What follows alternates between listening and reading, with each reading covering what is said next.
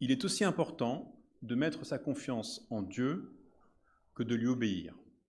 Il est aussi important de mettre sa confiance en Dieu que de lui obéir. Quand nous désobéissons à Dieu, nous nous opposons à son autorité et nous méprisons sa sainteté.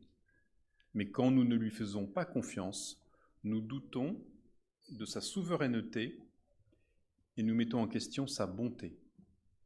Dans les deux cas, nous dénigrons sa majesté et son caractère.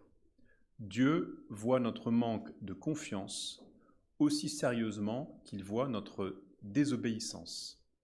Dieu voit notre manque de confiance aussi sérieusement qu'il voit notre désobéissance.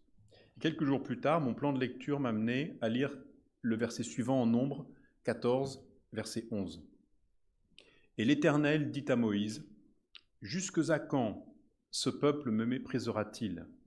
Jusques à quand ne croira-t-il pas en moi, malgré tous les prodiges que j'ai faits au milieu de toi ?» Et donc je veux prêcher ce matin sur ce thème de l'incrédulité du peuple de Dieu. L'incrédulité du peuple de Dieu. Les chrétiens sincères et authentiques sont souvent découragés et brisés par le poids de leurs péchés.